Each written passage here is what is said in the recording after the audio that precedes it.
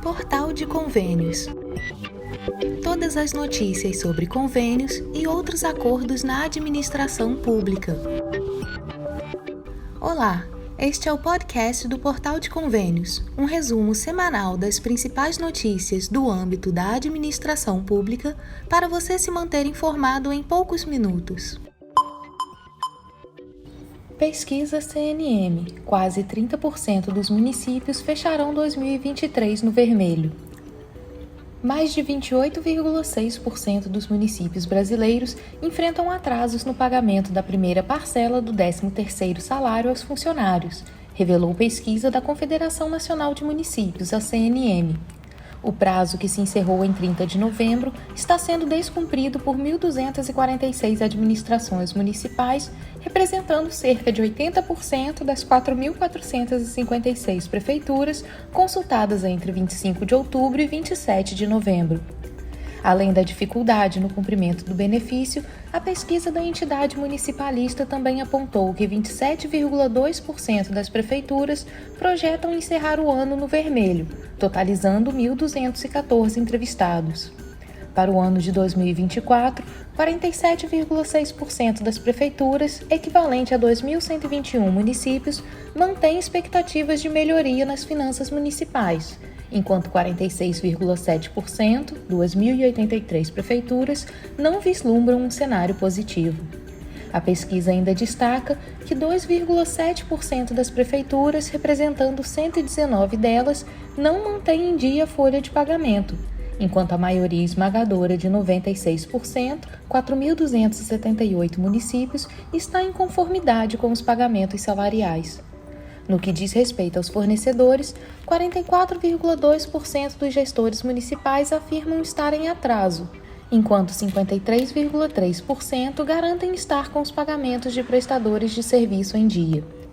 A CNM indagou também sobre a forma de pagamento do 13º salário, se seria realizado em parcela única ou dividido. Em relação à primeira parcela, 28,6% dos municípios, ou 1.246, reconhecem que haverá atraso no pagamento, enquanto 54,6%, ou 2.382 municípios, já efetuaram o pagamento. Quanto à segunda parcela, 9,4%, ou 229 municípios, devem atrasar o pagamento, contrastando com os 87,7%, ou 2.135 municípios, que pretendem honrar o compromisso até 20 de dezembro. O presidente da CNM, Paulo Zilkowski, destaca a urgência de debater e implementar medidas estruturantes diante do atual cenário, reforçando que o aumento das despesas, especialmente com o 13º salário, acentua as preocupações na gestão local. No que tange ao adicional de dezembro, 92,9% das prefeituras, 4.138 no total, acreditam que o acréscimo de 1% no Fundo de Participação dos Municípios, o FPM, contribuirá para o pagamento do 13º salário dos servidores. Esse adicional, conquistado pela CNM em 2007, foi creditado em 7 de dezembro e representa uma injeção financeira de 25 bilhões e 667 milhões de reais nos municípios, sendo capaz de impulsionar a economia local no final do ano. A pesquisa da CNM visa diagnosticar a situação fiscal dos municípios quanto ao pagamento do 13º salário diante do atual cenário de crise, considerando que os municípios abrigam mais de 6,2 milhões de servidores municipais. 5G. Ativação está disponível em mais 623 municípios. A partir de 4 de dezembro de 2023, as empresas que adquiriram lotes na faixa de 3,5 GHz têm a prerrogativa de solicitar à Agência Nacional de Telecomunicações, a Anatel, o licenciamento e a ativação de estações de 5G em mais 623 municípios. Essa deliberação ocorreu na reunião ordinária do Grupo de Acompanhamento da Implantação das Soluções para os Problemas de Interferência na Faixa de 3.625 a 3.700 MHz, o GASP, realizada em 29 de novembro. Com essa decisão, a faixa de 3,5 GHz estará disponível para utilização por estações do 5G Standalone em um total de 3.079 municípios, abrangendo cerca de 172 milhões de brasileiros, o que representa aproximadamente 81% da população do país. Para facilitar o acompanhamento dos municípios liberados, o GASP disponibiliza um painel de dados apresentando os locais onde a faixa de 3,5 GHz já está liberada, bem como o planejamento aprovado para as próximas liberações. É importante observar que a liberação da faixa não implica na instalação imediata de redes 5G nessas localidades, pois isso depende do planejamento individual de cada prestadora. Em breve será lançado um hot site com informações completas do projeto e acervo documental das infovias do Programa Amazônia Integrada e Sustentável, o PAIS, disponível no site www.eaf.org.br. A decisão do GASP segue as diretrizes do edital do 5G e engloba municípios onde a EAF já iniciou a migração da recepção do sinal de televisão aberta e gratuita por meio de antenas parabólicas na banda C satelial para a banda KU. Além disso, concluiu as ações necessárias para a desocupação desta faixa por sistemas do Serviço Fixo por Satélite, o FSS, instalando filtros para mitigar interferências em todas as estações do FSS impactadas. É relevante destacar que, de acordo com o planejamento atual e o progresso das atividades de migração e desocupação, o país alcançará, até junho de 2024, a marca de 3.678 municípios liberados, representando um avanço significativo em relação ao planejamento inicial estabelecido no edital do 5G. Para aqueles que recebem transmissões da TV aberta pela antena parabólica, é crucial adaptar o equipamento para evitar interferências.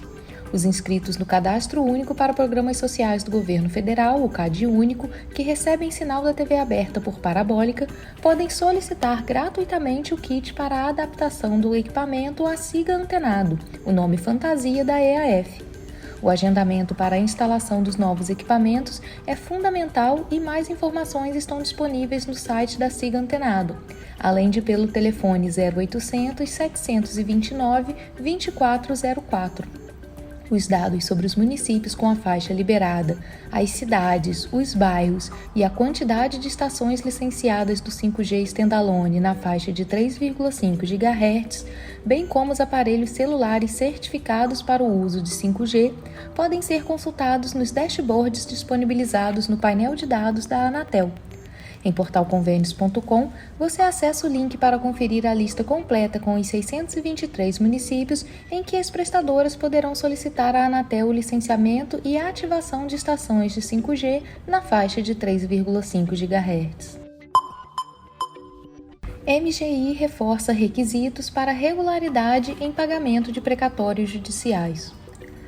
A Diretoria de Transferências e Parcerias da União, vinculada à Secretaria de Gestão e Inovação do Ministério da Gestão e da Inovação em Serviços Públicos, emitiu um comunicado esclarecedor sobre os procedimentos relativos à comprovação de regularidade no pagamento de precatórios judiciais. O pronunciamento, baseado na Portaria Conjunta MGI-MF-CGU número 33, de 30 de agosto de 2023, ressalta a importância de documentos específicos para a verificação da conformidade dos órgãos proponentes, principalmente no que se refere a requisitos exigidos para a assinatura de convênios e contratos de repasse com a União. Segundo o artigo 29, inciso 2 da referida portaria, a regularidade no pagamento de precatórios judiciais deve ser respaldada por certidões emitidas pelos Tribunais de Justiça, Tribunal Regional do Trabalho e Tribunal Regional Federal. Esses documentos devem ser acompanhados pelo extrato emitido pelo transferegov.br, válido na data da consulta. Essa combinação de certidões e extrato visa assegurar a transparência e a fidedignidade das informações apresentadas pelos entes federados para a assinatura dos termos junto aos ministérios e órgãos federais. No entanto, o comunicado destaca no parágrafo 2 que, na eventual impossibilidade de obter as certidões exigidas, é aceitável apresentar uma declaração do chefe do Poder Executivo ou do secretário de Finanças. Essa declaração deve ser encaminhada ao respectivo Tribunal de Contas e ser válida no mês da assinatura, desde que devidamente comprovada. Esse mecanismo flexível busca lidar com situações excepcionais que possam impossibilitar a obtenção das certidões.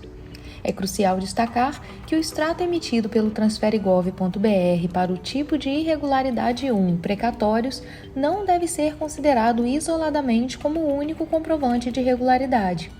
Ele é visto como um complemento essencial para a demonstração da conformidade e sua validade deve ser na data da consulta. Essa abordagem visa fortalecer a robustez do processo de verificação e garantir a confiabilidade das informações apresentadas pelos órgãos proponentes. Diante desse cenário, a Diretoria de Transferências e Parcerias da União enfatiza a importância da rigorosa observância desses requisitos, garantindo que a regularidade no pagamento de precatórios judiciais seja devidamente comprovada. Essas diretrizes buscam promover uma gestão transparente e responsável dos recursos públicos, alinhada aos princípios da legalidade e eficiência na administração pública. A Secretaria de Gestão e Inovação do Ministério da Gestão e da Inovação em Serviços Públicos também tornou público o cronograma referente à execução das emendas individuais de 2023 no contexto do terceiro ciclo. Conforme o disposto no artigo 81 da Lei nº 14.436, de 9 de agosto de 2022, conhecida como Lei de Diretrizes Orçamentárias 2023, o processo seguirá a modalidade de transferências especiais. A divulgação do cronograma respeita as orientações estabelecidas pela legislação vigente e visa garantir uma gestão eficiente dos recursos públicos. Todos os detalhes, incluindo datas e etapas do processo, estão disponíveis em portalconvênios.com. Essa iniciativa busca alertar os gestores que têm recursos de emendas a receber dessas modalidades. As informações são necessárias para o acompanhamento do processo de execução das emendas individuais. Acesse agora o site e confira. Fundo de Financiamento do Centro-Oeste contará com 11 bilhões de reais em 2024. O Fundo Constitucional de Financiamento do Centro-Oeste, o FCO, terá à disposição em 2024 até 11 bilhões e 100 milhões de reais para financiar ações e projetos voltados ao desenvolvimento sustentável dos estados de Goiás, Mato Grosso e Mato Grosso do Sul e do Distrito Federal. A programação orçamentária do fundo para o próximo ano foi aprovada na quarta-feira, dia 6 de dezembro, durante a 19ª reunião do Conselho Deliberativo, o CONDEL, da Superintendência do Desenvolvimento do Centro-Oeste, a SUDECO, em Brasília. Os recursos serão destinados principalmente a micro e pequenos empreendedores e a agricultores familiares, além de projetos sustentáveis voltados à geração de trabalho e renda na região. O ministro da Integração e do Desenvolvimento Regional, Valdez Góes, presidiu a reunião. Ele falou sobre a importância das ações federais voltadas ao desenvolvimento da região. Eu tenho certeza que a partir de uma boa política de desenvolvimento regional, que a gente pode não só melhorar a situação das regiões, mas também identificar dentro da região qual segmento, qual setor, qual população deve ser dado a mão ali para participar do processo de desenvolvimento local. Então, só os programas, os planos de desenvolvimento regionais podem enxergar isso, se comunicando com o PPA e com as outras políticas públicas.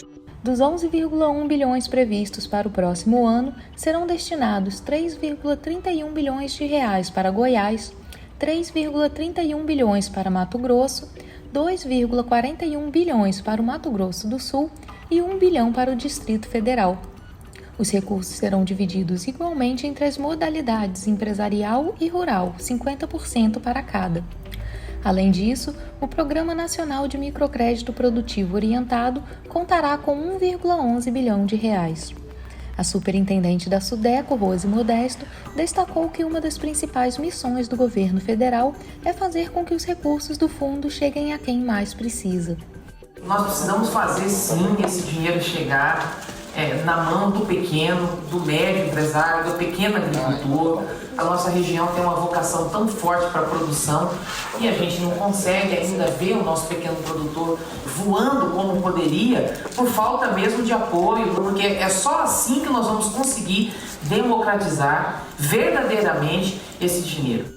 O governador de Goiás, Ronaldo Caiado, destacou que os recursos do Fundo Constitucional de Financiamento do Centro-Oeste são de grande importância para o desenvolvimento socioeconômico do Estado.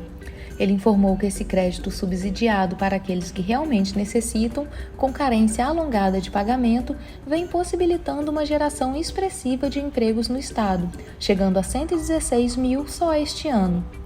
O vice-governador do Mato Grosso do Sul, José Carlos Barbosa, também ressaltou a relevância do FCO para o Centro-Oeste, afirmando que esses valores têm sido extremamente importantes para o desenvolvimento do setor empresarial, do turismo, do comércio, da indústria, na irrigação e na agricultura. Também participaram da reunião de forma remota os vice-governadores do Distrito Federal, Celina Leão, e de Mato Grosso, Otaviano Pivetta. A primeira reunião do CONDEL nesta gestão foi realizada no dia 7 de julho, quando foram aprovados o Plano Regional de Desenvolvimento do Centro-Oeste para o exercício de 2024-2027 e uma proposta do Ministério da Integração e do Desenvolvimento Regional que autoriza a criação de uma linha de microcrédito com recursos do FCO para negócios com renda bruta anual de até R$ 360 mil. Valdez Góes destacou na ocasião que o microcrédito tem sido uma prioridade desta gestão do governo federal, que tem chamado os bancos públicos, as agências de desenvolvimento regional, as superintendências e os ministérios para assumir essa responsabilidade. Segundo ele, esta é uma proposta que vai trazer benefícios diretos para a região, tanto na geração de renda quanto de postos de trabalho. Ele lembrou ainda que a linha de microcrédito vai ao encontro do compromisso do presidente Lula de reduzir as desigualdades regionais. O FCO é um fundo criado pela Constituição de 1988 com o objetivo de promover o desenvolvimento econômico e social da região Centro-Oeste, mediante programas de financiamento aos setores produtivos, buscando maior eficácia na aplicação dos recursos. As empresas e os produtores rurais que desejarem iniciar, ampliar ou modernizar atividades produtivas na região podem contar com o apoio do FCO para financiar seus empreendimentos com longos prazos de pagamento e de carência, além de taxas de juros diferenciadas. A cada ano, a execução dos recursos do FCO é realizada por meio de programas de financiamento elaborados pelo Banco do Brasil, seguindo as diretrizes e orientações gerais do MIDR e pelas autoridades setoriais e espaciais estabelecidas pela SUDECO, em consonância com os planos regionais de desenvolvimento. O público prioritário do fundo são empresas e produtores rurais, pessoas físicas e jurídicas, além das cooperativas de produção e associações de produtores que desenvolvam atividades produtivas nos setores agropecuário, mineral, industrial e agroindustrial, preferencialmente pequenos tomadores. Lei Aldir Blanc. Prazo para apresentar plano de ação no Transfere Gov vai até 11 de dezembro. Os estados, municípios, Distrito Federal e consórcios públicos intermunicipais têm até o dia 11 de dezembro para fazer o cadastro de seus planos de ação na plataforma Transfere Gov e solicitar os recursos da Política Nacional Aldir Blanc de Fomento à Cultura, a PNAB, que este ano é promovida pelo Ministério da Cultura. A PNAB, considerada a mais abrangente e estratégica política cultural da história brasileira, está destinando um investimento expressivo de 15 bilhões de reais para todo o país até 2027, totalizando 3 bilhões por ano. Contudo, para garantir acesso a esses recursos, é imprescindível que os estados e municípios realizem a adesão. Destacamos que Bahia, Goiás e Paraíba já foram contemplados com os valores a que têm direito. Maiara dos Santos Marinho, chefe da Divisão de Capacitação para Estados, Distrito Federal e Municípios na Diretoria de Assistência Técnica do Ministério da Cultura, tranquiliza gestores e gestoras ao afirmar que o preenchimento do plano de ação na plataforma é descomplicado e acessível. Você que é gestor ou gestora de cultura, está procurando um modelo de plano de ação para solicitar os recursos da Política Nacional Aldir Blanc, não se preocupe. O plano de ação é simplificado na plataforma Transfere Gov e o ente precisa indicar apenas os dados básicos e os valores para as metas e ações que já estão preenchidas. Ela reforça o convite para a participação dos entes federativos na PNAB e esclarece que neste momento não é necessário realizar escutas públicas para definir metas e ações para a execução dos recursos. Esta etapa está prevista para o próximo ano. Atenção! O prazo para a solicitação dos recursos da Política Nacional Aldir Blanc é até 11 de dezembro de 2023. Nesse momento, não é necessário realizar escutas públicas. Os gestores e gestoras públicas de cultura irão indicar os valores nas metas e ações já preenchidas na plataforma Transfere.gov e, em 2024, irão iniciar as escutas com a sociedade civil. Caso tenha alguma alteração nos valores e ações do plano original, poderão justificar no plano anual de aplicação de recursos. Como explicou Maiara Marinho, do Ministério da Cultura, no cadastro deve-se optar pelas metas e ações pré-definidas na plataforma Transfere.gov, e os valores que serão aplicados em cada uma também precisam ser inseridos. Ela reforça que aqueles entes federativos que não realizaram ainda a prestação de contas da Lei Aldir Blanc I não estão impedidos de aderir à PNAB. Municípios, estados e Distrito Federal que ainda não tiveram a prestação de contas da Lei Aldir Blanc I aprovadas poderão receber os recursos da Política Nacional Aldir Blanc de Fomento à Cultura, a LAB 2. Portanto, solicitem um recurso pela plataforma Transfere.gov até o dia 11 de dezembro de 2023. O cronograma de aprovação das prestações de contas da Lei Aldir Blanc I não correspondem ao mesmo cronograma da LAB 2. Portanto, não há prejuízo nesse sentido. A implementação de políticas públicas culturais por meio da PNAB será conduzida através da publicação de editais e chamamentos para fomento direto. Cada plano de ação passará pela avaliação e aprovação do Ministério da Cultura e o andamento de cada um pode ser acompanhado em tempo real por meio do painel de dados da PNAB, que fornece informações sobre inscrições, validações e, posteriormente, o progresso nos repasses de recursos. Para os municípios que receberem valores iguais ou superiores a R$ 360 mil, é obrigatório investir no mínimo 25% dos recursos na execução da Política Nacional Cultura Viva. Essa iniciativa reconhece e apoia atividades culturais já existentes, promovendo a participação social, a colaboração e a gestão compartilhada de políticas públicas culturais. Não há percentuais vinculantes para aqueles com valores inferiores. Estados e o Distrito Federal devem destinar até 25% para a construção de CELs da cultura, que são centros culturais comunitários promovendo expressão corporal, educação cidadã, arte, trabalho, renda e sustentabilidade ambiental. Além disso, eles devem investir no mínimo 10% na implementação da Política Nacional Cultura Viva. Para esclarecimento de dúvidas ou assistência no envio do plano, o Ministério da Cultura oferece canais de atendimento. Acesse portalconvênios.com e confira os contatos disponíveis.